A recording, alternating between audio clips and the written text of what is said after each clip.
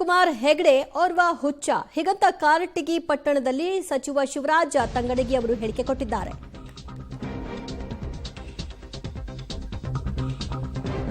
ಬಿಜೆಪಿಯವರು ಆತನನ್ನ ಹುಚ್ಚಾಸ್ಪತ್ರೆಗೆ ಸೇರಿಸಿದ್ರೆ ಸೂಕ್ತ ಅನ್ನೋದು ಸಚಿವ ಶಿವರಾಜ್ ತಂಗಡಗಿ ಅವರ ಮಾತು. ಆತನ ನಾಲಿಗೆ ಮೆದುಳಿಗೆ ಕನೆಕ್ಷನ್ ತಪ್ಪಿ ಹೋಗಿದೆ. ಸಂವಿಧಾನ ಬದಲಾವಣೆ ಮಾಡಲು ಆತನ ಯಾರು, ಅವನಿಗೆ ಯಾವ ಹಕ್ಕಿದೆ ಅಂತ ಕೂಡ ಪ್ರಶ್ನೆ ಮಾಡಿದ್ದಾರೆ.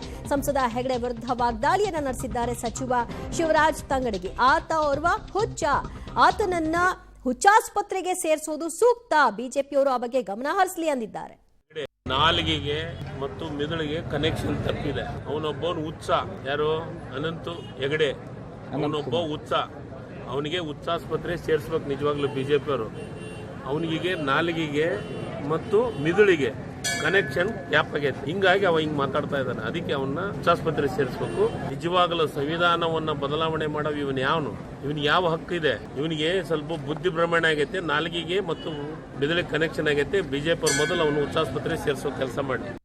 ನಾಲಿಗೆಗೆ ಮತ್ತು ಮಿದುಳಿಗೆ ಕನೆಕ್ಷನ್ ತಪ್ಪಿದೆ. ಅವನೊಬ್ಬನು ಹುಚ್ಚ. ಯಾರು? ಅನಂತ ಹೆಗಡೆ. ಅವನೊಬ್ಬ ಹುಚ್ಚ. ಅವನಿಗೆ ಹುಚ್ಚಾಸ್ಪತ್ರೆ ಸೇರಿಸ್ಬೇಕು ನಿಜವಾಗ್ಲೂ ಬಿಜೆಪಿ ಅವರು. ಅವನಿಗೆ ನಾಲಿಗೆಗೆ ಮತ್ತು ಮಿದುಳಿಗೆ ಕನೆಕ್ಷನ್ ಗ್ಯಾಪ್ ಆಗೈತೆ. ಹಿಂಗಾಗಿ ಅವ ಹಿಂಗ್ ಮಾತಾಡ್ತಾ ಇದ್ದಾನೆ. ಅದಕ್ಕೆ ಅವನ್ನ ಹುಚ್ಚಾಸ್ಪತ್ರೆ ಸೇರಿಸಬೇಕು. ನಿಜವಾಗಲೂ ಸಂವಿಧಾನವನ್ನ ಬದಲಾವಣೆ ಮಾಡೋ ಇವನ್ ಯಾವನು?